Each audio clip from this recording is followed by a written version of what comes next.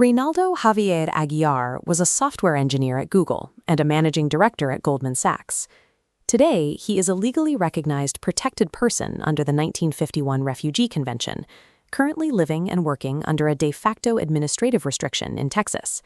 This restriction puts him in direct opposition to the military-industrial complex, an infrastructure that moves trillions of dollars in data and hardware across global networks. The core question of his audit is simple. Why is the government paying private contractors for technologies that it is already legally entitled to use for free? Aguiar has designed a technical framework to force a mandatory federal review of these billion-dollar contracts.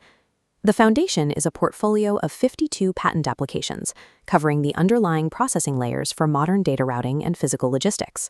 Instead of seeking private royalties, Aguiar granted the United States federal government a perpetual, royalty-free, and worldwide license to use his entire portfolio.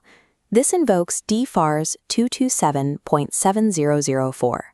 Under these regulations, if a contractor charges the government for a system it already owns, it creates a potential claim of procurement fraud.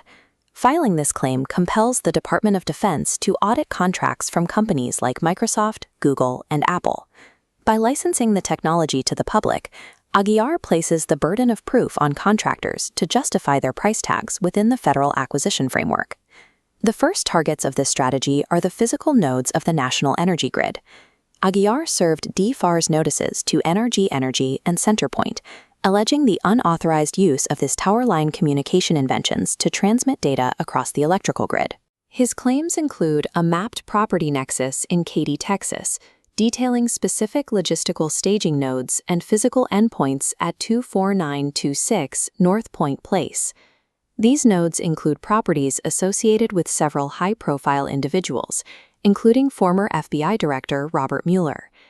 The level of detail in these filings establishes a public record of actual knowledge, making these claims difficult for the utilities to ignore.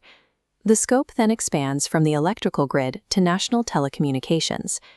Aguiar filed a parallel DFARS claim against Comcast Corporation, linking their government network services to a long list of his pending patent applications.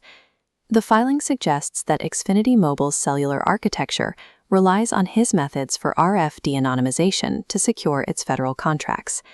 This creates a scenario where telecom providers must reconcile federal billing with Aguiar's royalty-free grants.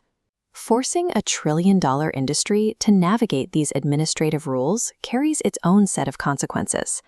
As these high-stakes claims moved through the federal procurement channels, the environment at Aguiar's isolated Texas residence drastically changed.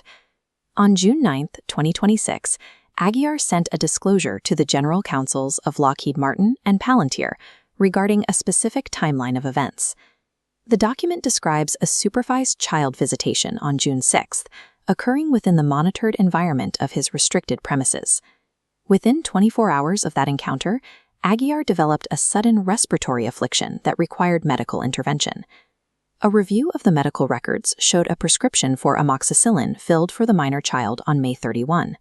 This prescription was for a 15-day supply, obtained nearly a week before the visit took place.